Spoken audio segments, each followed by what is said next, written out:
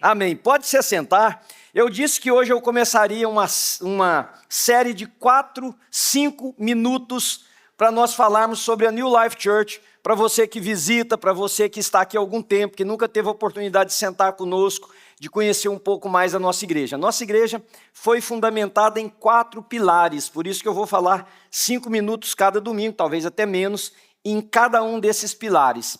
E eu vou sentir na atmosfera durante a semana para entender aquilo que eu preciso falar. E nesse domingo, eu queria falar para você que a New Life Church é um lugar de se viver como família, é um dos nossos princípios. O que significa isso? Significa que como família, nós temos as mesmas crises que vocês têm com a família nuclear de vocês. Na família sua não tem briga, não?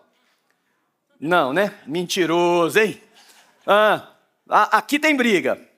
Aqui tem briga, aqui tem desavença, aqui tem arranhos, como qualquer família. Mas lá na sua família vocês brigam entre si. Aí chega um estranho e ele quer falar mal de um. O que faz? Aí junta todo mundo estava brigando e vai junto contra o estranho, não é assim? Pois aqui é do mesmo jeito. Como família nós temos problemas, irmãos. Como família nós temos situações difíceis. Mas como família a gente se ama e se resolve. Quando é que alguém se separa de uma família? É quando ele não tem um coração perdoador, quando ele não tem a capacidade de voltar atrás, quando ele não tem a capacidade de pedir perdão e de perdoar, essa pessoa rompe com a sua família. A mesma coisa acontece numa igreja. Quando a New Life foi plantada, nós pensamos uma maneira que a gente pudesse viver como família. O que isso implica? Implica que você que está chegando hoje é tão dono de tudo que tem aqui quanto eu que estou desde o início ou qualquer pessoa que está aqui desde o primeiro culto. Você chega e encontra uma casa para pertencer. Significa que você pode servir, significa que você pode se envolver, significa que você pode perguntar, significa que você pode fazer parte de tudo que nós oferecemos. Eu tenho que cumprir um tempo primeiro para depois eu me sentir aqui da igreja? Não, isso vai depender de você. O tempo é seu, nós respeitamos o seu tempo. A New Life recebe muitas pessoas que foram feridas, magoadas em outras igrejas, em outras comunidades, e vêm para cá com o coração sangrando, precisam de tempo para se recuperar perfeitamente. Você não tem que vir, começar a servir, começar a se oferecer, começar a se entregar, mas fará muito bem para você se você fizer isso. Em que tempo? No seu tempo, no momento em que você estiver pronto, no momento em que você estiver preparado. Agora, como família, tem uma coisa que é muito negativa. Imagina lá na sua casa, se você é o pai, a mãe, ou um filho, ou um irmão, e você vive marginalizado naquela família. Significa que se todo mundo vai almoçar, você pega o seu prato e vai lá para o outro lado. Se todo mundo vai contar as mazelas da família ao redor da mesa, e você vai para o outro lado. Se todo mundo vai se reunir num Thanksgiving, e você vai para o outro lado. Isso é um sinal muito ruim seu para com a sua família. A mesma coisa aqui na New Life. Se você vier para cá e escolher a margem, a periferia, é um sinal que você está enviando para nós que isso aqui não é seu. Você vem aqui, mas você não pertence aqui. Irmãos, esta igreja, ontem eu estava falando para os líderes aqui na nossa reflexão de final de ano, essa igreja é muito maior do que qualquer um de nós que estamos aqui. Veja, se você entender que daqui uns dias eu passo, não sei quanto tempo eu tenho aqui ainda como pastor dessa comunidade, mas vai passar. Outro estará aqui. E depois desse outro, outro. E depois de quem canta, outro. E depois de quem toca, outro. Vai passar. Eu estava brincando com alguém aqui dessa igreja, que quando eu plantei a igreja, nós éramos todo mundo jovens. Então, dificilmente tinha gente em hospital e dificilmente eu fazia sepultamento. Hoje está um negócio horrível. Hoje então, as nossas conversas agora é que remédio você está tomando para tal coisa. Hã? Ué. Você já fez tal exame? Não, vou fazer a semana que vem. E daí? Espera aí. É uma conversa desagradável demais. É o tempo, está passando, estamos envelhecendo. Você também vai passar, enquanto você estiver, marca esse lugar com a sua vida. Dê de você, não deixa nada impedir você de derramar aqui o melhor da sua vida. Então esse é o primeiro princípio da New Life. Domingo que vem eu vou falar sobre outro. Aqui é um lugar de se viver como família. Amém? Então tá, então agora nós vamos pensar juntos na palavra de Deus, num assunto que eu já recebi tanta coisa essa semana, depois que eu postei que eu iria falar sobre isso. Hoje eu vou falar sobre bênção e maldição. Vivemos debaixo de bênção? Vivemos debaixo de maldição? Existe uma maldição que impera na nossa herança genética, na nossa hereditariedade? Tem uma maldição sobre a sua família ou uma outra família?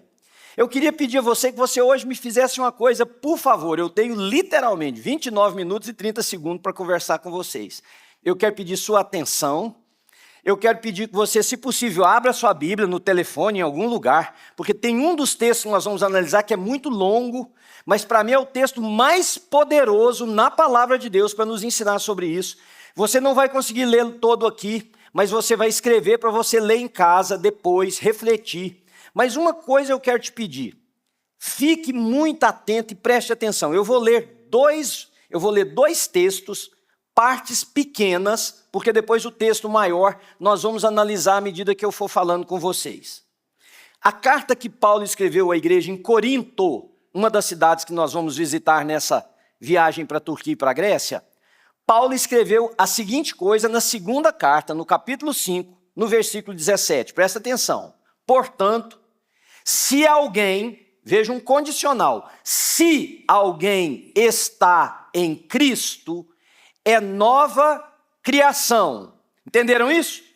Nova criação, uma pessoa que está em Cristo. Como que você está em Cristo? Se Cristo é o Senhor da sua vida, como que você entende se Cristo é o Senhor da sua vida? Porque você vem a uma igreja evangélica? Porque você dá dinheiro em uma igreja evangélica? Não. Cristo é o Senhor da sua vida. Se você tiver se arrependido dos seus pecados, convidado Jesus a entrar na sua vida, a tomar as rédeas da sua vida, e Ele hoje dita o modo de você viver. Se isso não acontece, você é um bom religioso, mas você não está em Cristo, portanto, não se tornou uma nova criação. Então, o texto está dizendo, para quem se tornou uma nova criação, as coisas antigas passaram. Eis que tudo, vou te falar numa outra versão, eis que tudo se fez novo. Eis que surgiram novas coisas. Significa que os pecados anteriores foram perdoados. Significa que as culpas anteriores foram perdoadas. Significa que o entendimento da vida anterior foi transformado para aqueles que estão em Cristo Jesus. Agora, o segundo texto, que é o grande texto que depois você vai ler, que está em Ezequiel capítulo 18, esse mesmo texto de Ezequiel é citado em Jeremias, o mesmo texto reduzido.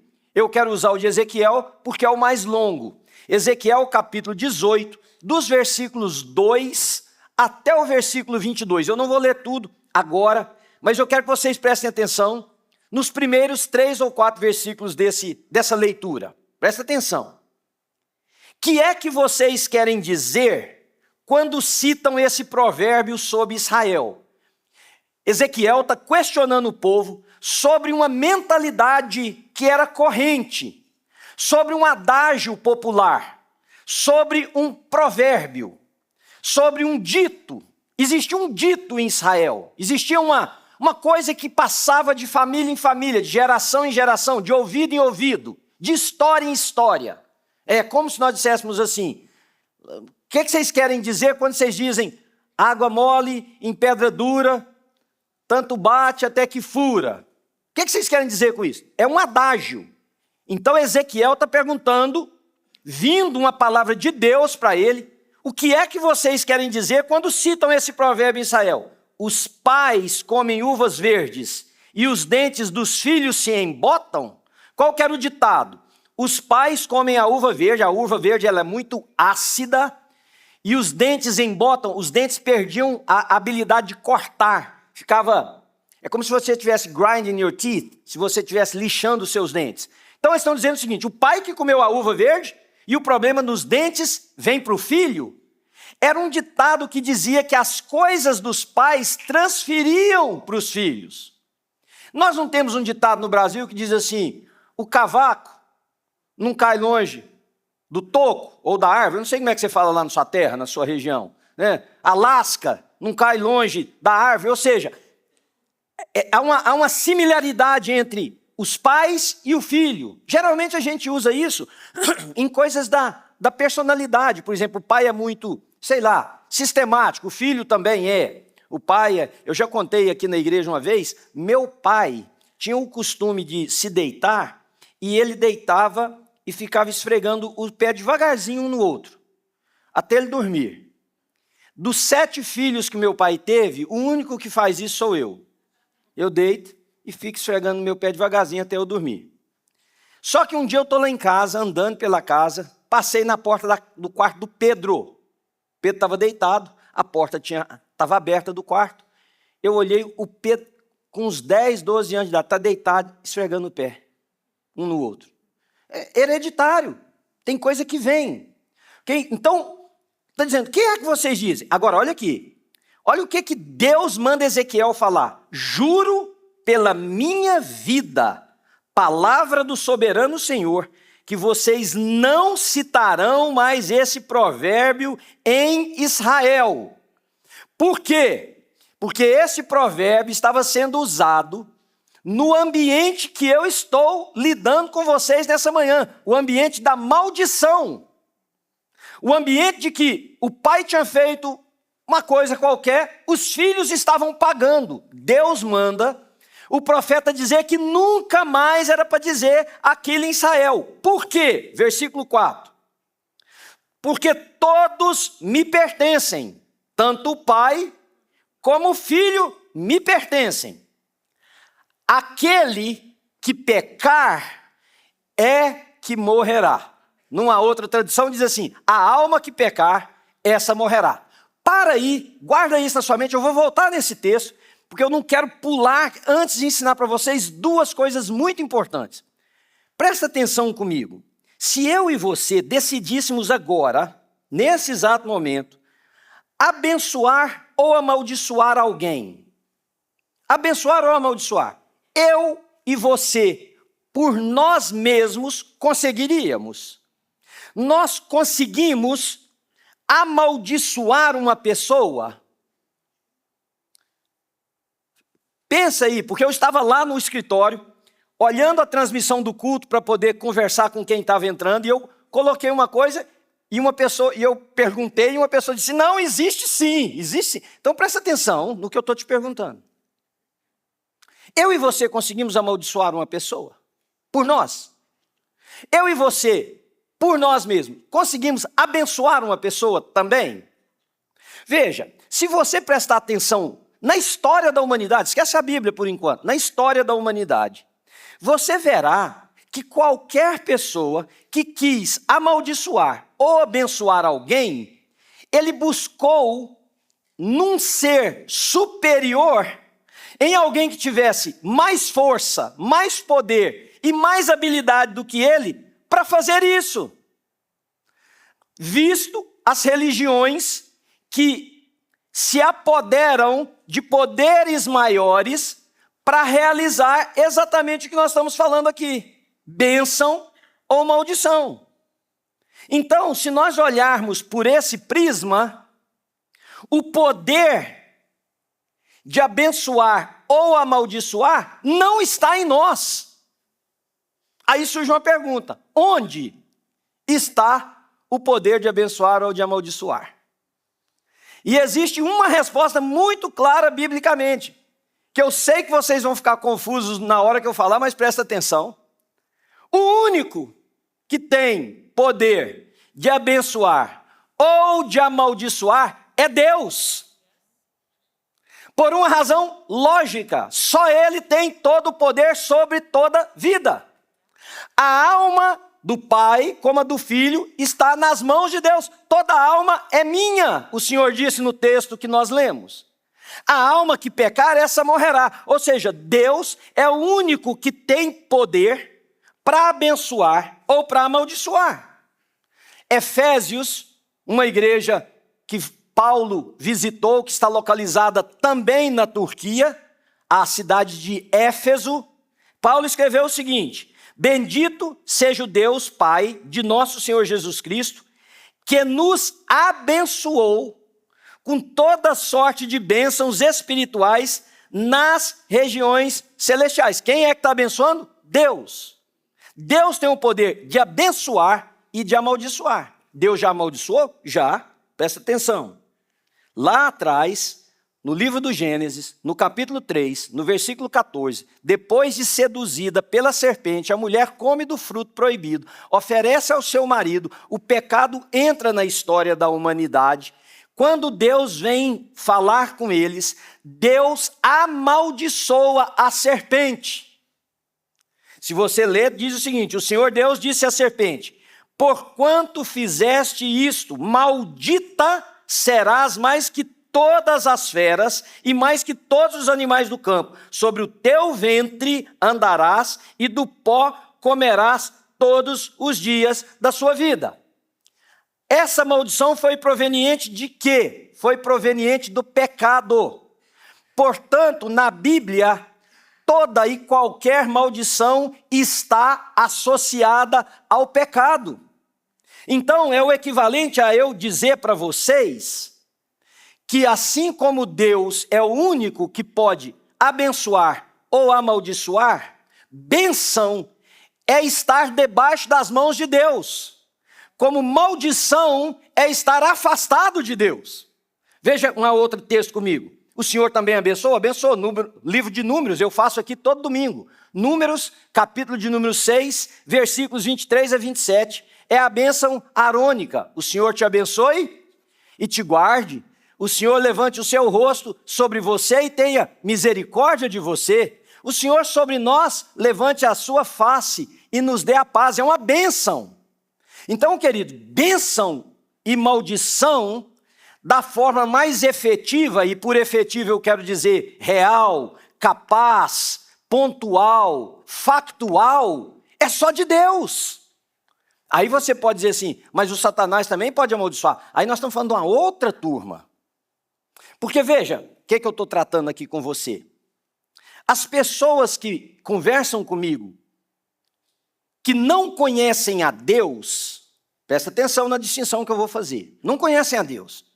Elas falam comigo de maldição, elas falam de maldição que alguém rogou sobre elas, elas falam de maldição de um trabalho que foi feito para elas falam de uma maldição que desceu na família, e a explicação para essas pessoas tem que ser outra.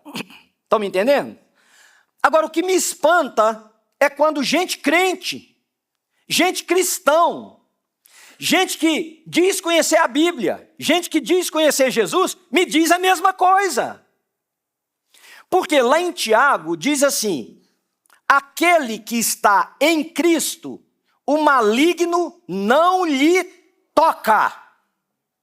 Aquele que está em Cristo, o maligno não lhe toca. O bicho pode ficar ao redor, criar confusão, fazer barulho, fazer rugir, bradar como leão, como a Bíblia diz, mas aquele que está em Cristo, o maligno não lhe toca. E a mesma Bíblia diz: quem está em Cristo é uma nova criatura. As coisas antigas se passaram, eis que tudo se fez novo. Então aprende uma coisa, querido: bênção é estar debaixo das mãos de Deus. Maldição é estar longe de Deus.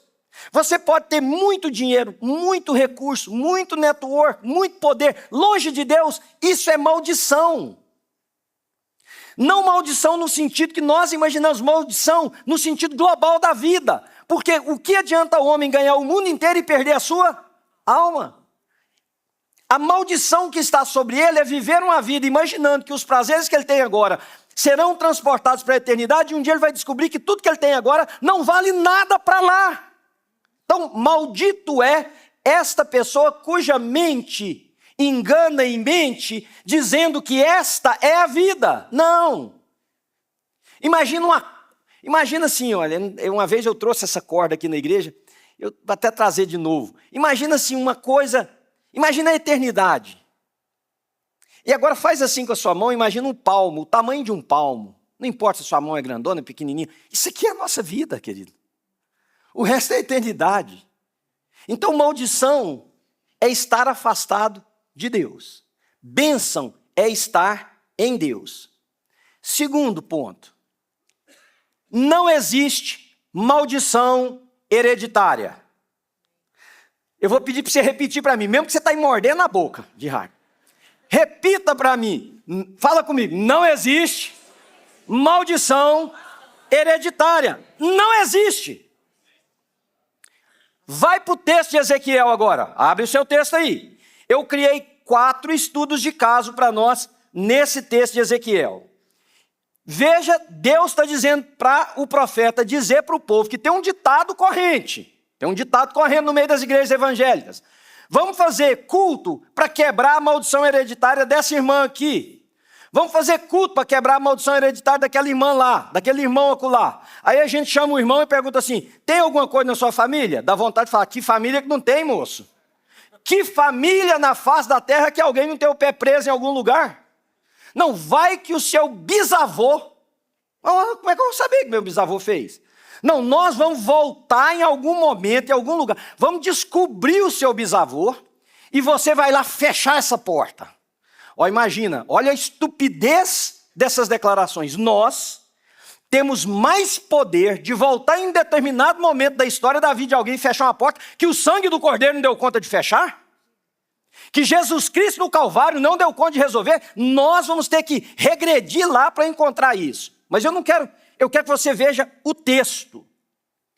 Eu criei 4 estudos de caso para mostrar para você que não existe maldição hereditária. Existe sim comportamento aprendido.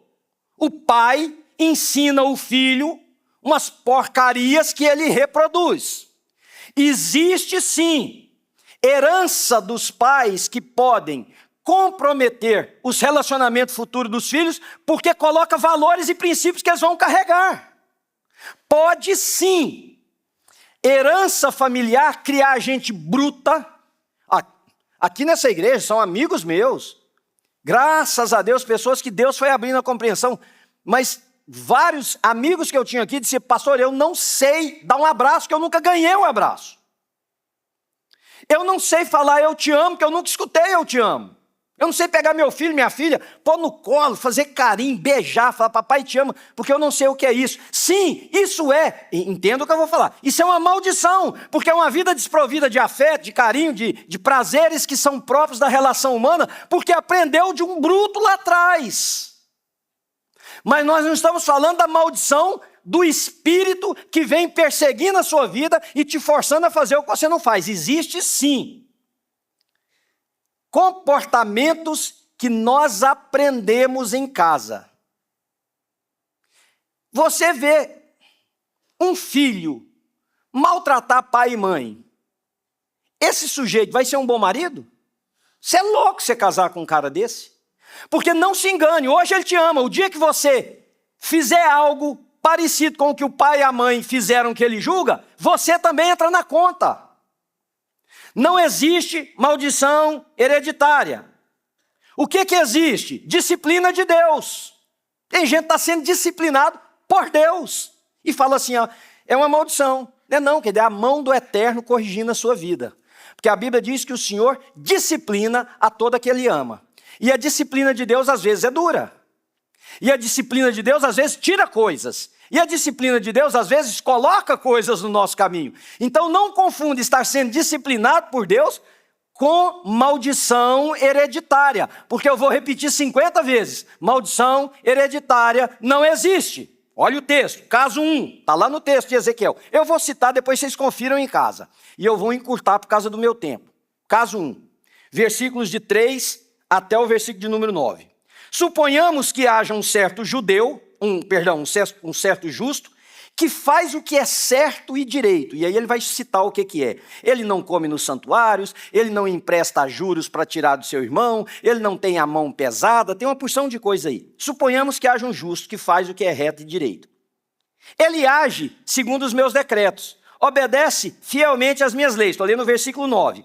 Aquele homem é justo, com certeza ele viverá. Palavra do soberano Senhor. Então, o justo viverá. Amém? Estão me acompanhando? Caso 2. Suponhamos, está lá na Bíblia, versículo 10, que este tenha um filho violento, que derrama sangue, qualquer uma destas outras coisas. Embora o pai não tenha feito nenhuma delas, ou seja, não há herança familiar, não há exemplo familiar, o pai foi um bom pai, um homem justo, um homem piedoso, o filho escolheu o caminho violento, o caminho da separação de Deus. Por isso que bênção é estar debaixo da mão de Deus, maldição é estar longe. Ele escolheu fazer tudo, né? Comer nos altares e nos santuários que há nos montes, que era a adoração a ídolos, contaminar a mulher do próximo, oprimir o pobre e os necessitados. Agora veja o versículo 13. Ele empresta visando lucro, cobra juros. Haverá de viver um homem desses? Não! Por todas essas práticas detestáveis, com certeza será morto. E ele será ocupado da sua própria morte. Então, não tem crente por ser filho de crente. Não existe isso. Eu sou crente, meu filho, por consequência, não. Por isso que a nossa luta de paternidade, de orar pelos filhos, de colocar os filhos diante de Deus, olha o texto, querido, a Bíblia está diante dos seus olhos. Tem um pai piedoso, tem um filho ímpio, esse filho vai morrer. Ele não vai morrer por causa do pai, ele vai morrer por causa dele. Até aí vocês estão comigo? Terceiro caso, vamos um pouquinho mais para baixo. Versículo 14. Agora nós vamos falar do neto desse homem que foi justo. Do neto. Mas suponhamos, versículo 14, que este filho tenha ele mesmo um filho que vê todos os pecados do seu pai. Lembra que o avô foi justo, o filho foi ímpio, agora o neto está olhando para o pai. Mas suponhamos que este filho tenha ele mesmo um filho que vê todos os pecados do seu pai, que seu pai comete, e embora os veja, não os comete. Ele não come no santuário, vai falando, versículos 16, 17. Agora veja o versículo 17. Ele retém a mão para não pecar, não empresta visando lucro, nem cobra juros, guarda as minhas leis e age segundo os meus decretos. O que diz a parte final desse versículo, irmãos? Ele não morrerá por causa da iniquidade do seu pai. Certamente viverá. Não existe maldição hereditária. Esse menino não está pagando a culpa do pai. Agora veja, caso 4. Mas o seu pai morrerá por causa da própria iniquidade, pois praticou a extorsão. Roubou seu compatriota, fez o que era errado no meio do seu povo. Contudo, vocês me perguntam, por que o filho não compartilha da culpa do pai? Gente, olha o tanto que o texto é claro. Por que o filho não compartilha da culpa do seu pai? Uma vez que o filho fez o que é justo e direito e teve o cuidado de guardar todos os meus decretos, com certeza, versículo 19, com certeza ele viverá. Agora olha o versículo 20. Aquele que pecar é que morrerá. O filho não levará a culpa do pai, nem o pai levará a culpa do filho. A justiça do justo lhe será acreditada e a impiedade do ímpio lhe será cobrada. Aí você diz assim, tá bom. Antes de eu ler o versículo 21. Mas eu sou um cara que não só tem na minha família esse pai que é desse jeito, mas eu também sou. Também meti os pés pelas mãos, errei em tudo quanto... Olha o versículo 21. Mas se um ímpio se desviar de todos os seus pecados que cometeu e obedecer a todos os meus decretos e fizer o que é justo e direito, com certeza viverá e não morrerá.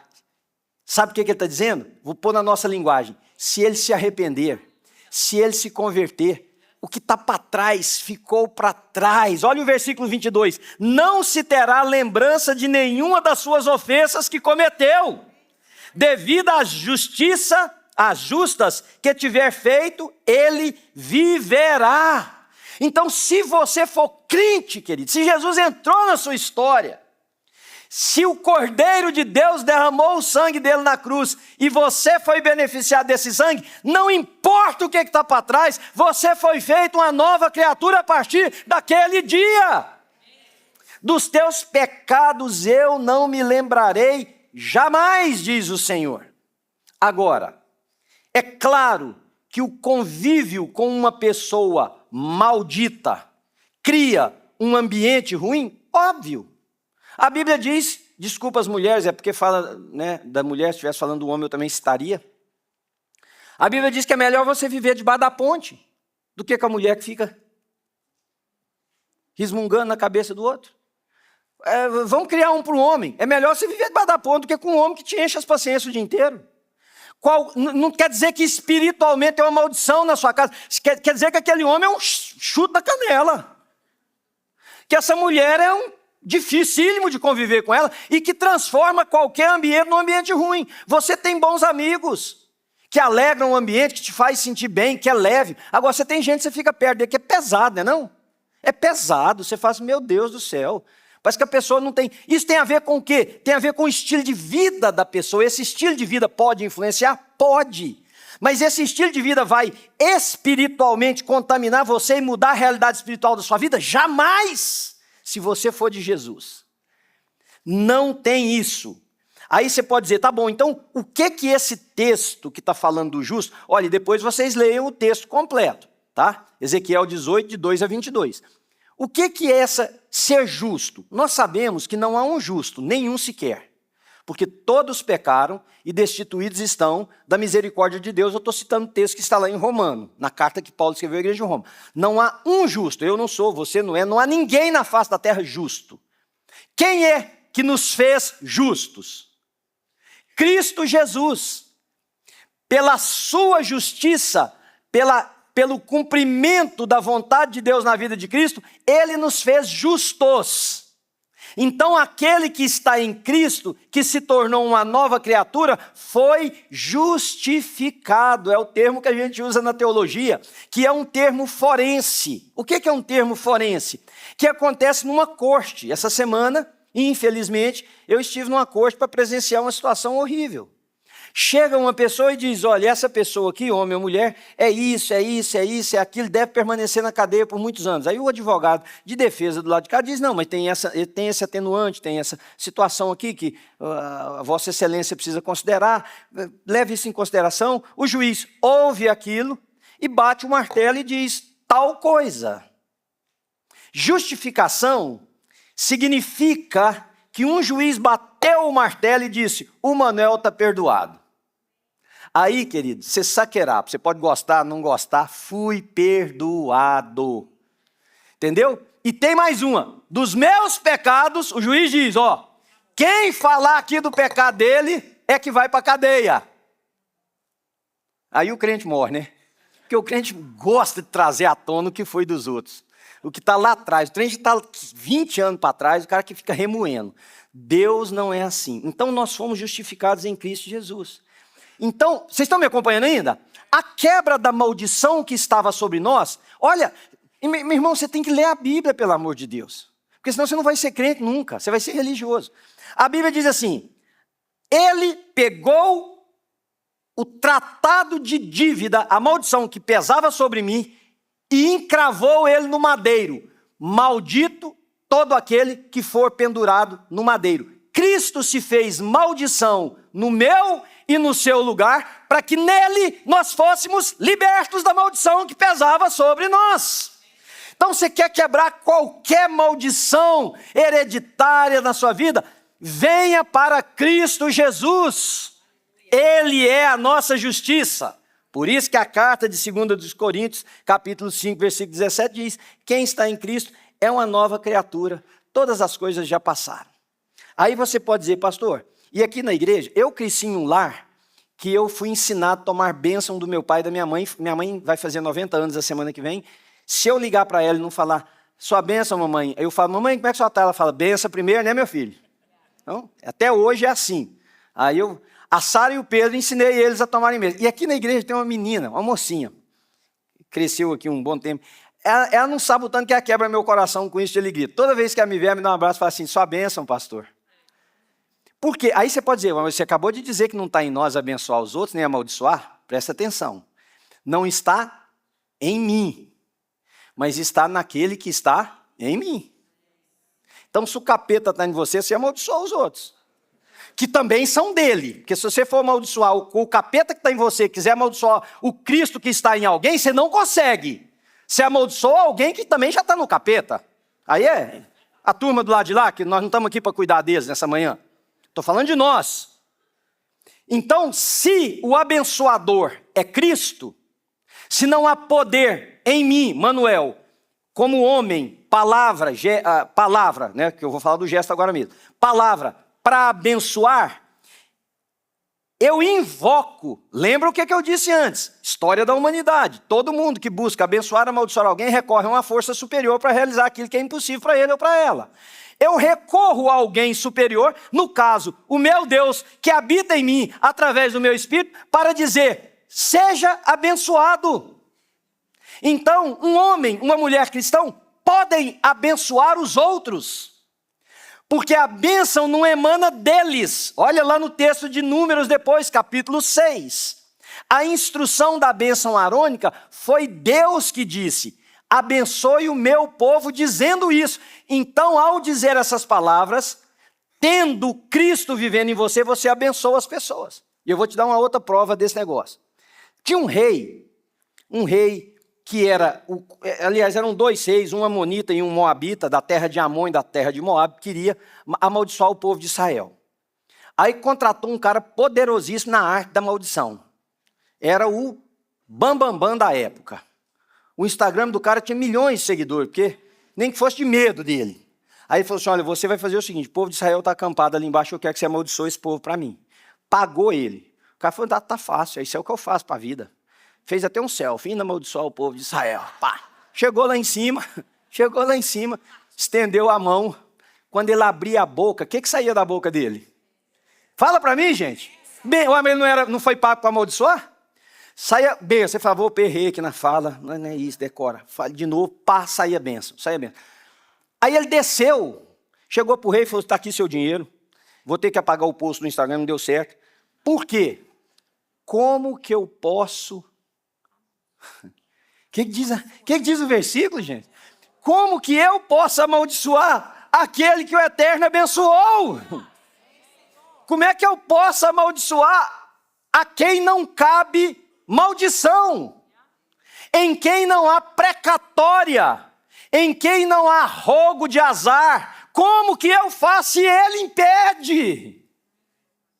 Querido, se você é de Cristo, praga nenhuma chega à sua tenda, não deixa ninguém te escravizar nisso.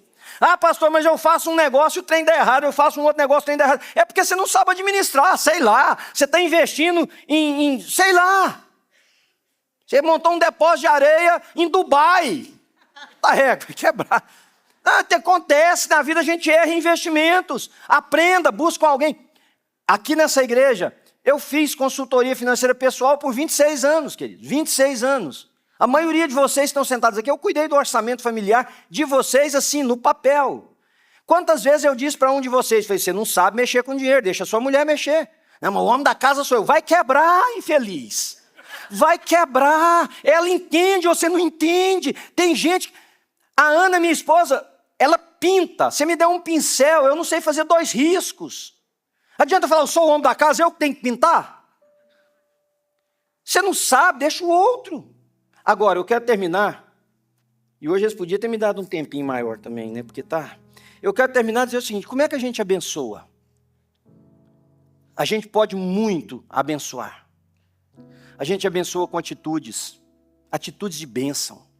É bênção. Cristo vem nisso, queridos, porque Cristo está em nós. Então você pode ter atitude que abençoa os outros. Olha o que Paulo escreveu à igreja em Roma. Ele diz assim, está no capítulo 12, depois vocês leem. Compartilhem o que vocês têm com os santos em suas necessidades. Isso é bênção. Se chegar com um prato de comida para alguém que precisa, levar um amigo para tomar um café só para criar uma alegria no coração dele, aparecer na casa de alguém e falar, vim te fazer uma visita para a gente conversar. Tem tanta bênção, estender a mão com um dinheiro para alguém que está passando necessidade. Compartilhem o que vocês têm com os santos em suas necessidades. Pratiquem a hospitalidade. Abençoem aqueles que os perseguem. Abençoem, não amaldiçoem. Alegrem-se com os que se alegram. Choram com os que choram. Nós podemos ser canal de bênção, amém? Agora, você diz assim, pastor, mas eu escutei coisa demais. E eu imagino. Eu lido com pessoas que ouviram do pai você não vai ser nada, você vai ser um fracasso, nada que você fizer vai dar certo. E o menino cresce com aquilo na cabeça e acha que esse miserável desse pai tem poder para determinar o curso da vida dele. Charles Spurgeon, um dos maiores pregadores que já existiu, escreveu um livro chamado Lições aos Meus Alunos. Ele queria compartilhar com aqueles que quisessem aprender dele lições de vida. Olha o que Charles Spurgeon escreveu para os seus alunos. Porque você realmente ouviu, olha o que ele diz. Não dê o seu coração a todas as palavras ditas. Não as leve ao coração e não lhes dê importância. Não atente para elas, nem procedas como se as tivesse ouvido. Você não pode deter a língua das pessoas. Portanto, a melhor coisa é deter os seus próprios ouvidos e não ligar para o que eles digam. Agora eu queria que a gente fizesse uma coisa. Eu queria te convidar, você que, sei lá, já pensou, já falou, sente isso. Eu queria que a gente fizesse uma oração que não é uma quebra de maldição, que é uma oração de entrega nossa a Jesus, porque onde Cristo está, o mal tem que sair. Há uma canção antiga que diz que onde Deus está, o mal tem que sair, porque a unção de Deus entrou naquele lugar. Para que você se comporte como tal, entra num lugar, a bênção de Deus está com você. Entra num lugar, abençoa as pessoas. Quando alguém vier triste falar com você que as coisas estão dando erradas na vida, porque tem um espírito que persegue a família dele, você diz o seguinte: a solução disso chama-se Jesus de Nazaré. E da hora que ele entrar na sua vida, acabou, não há mais nada que te persegue. Todas as coisas podem ser novas, inclusive aquele que não consegue empreender, pode voltar a empreender, porque ele vai ser livre de uma prisão mental, que era outro assunto para nós conversarmos. Muitos de vocês estão aprisionados mentalmente, não espiritualmente. Cristo já libertou, mas vocês escolheram andar manietados. Então fica de pé comigo se você quer, em nome de Jesus, nessa manhã, dizer o seguinte: começa a orar por você mesmo, põe a mão no seu coração, faz desse um momento seu, diz: Deus, eu quero apresentar minha vida ao Senhor. Pai, o Senhor me libertou, o Senhor me salvou, eu fui encontrado pelo Senhor. Fecha a sua mente, agora não deixa no ambiente mais ninguém te interromper, te prejudicar nesse momento. Peça a Deus, fala: Senhor, derrama em mim esse senso de que eu sou do Senhor, de que eu pertenço ao Senhor, de que minha vida é tua, de que eu sou livre em Jesus.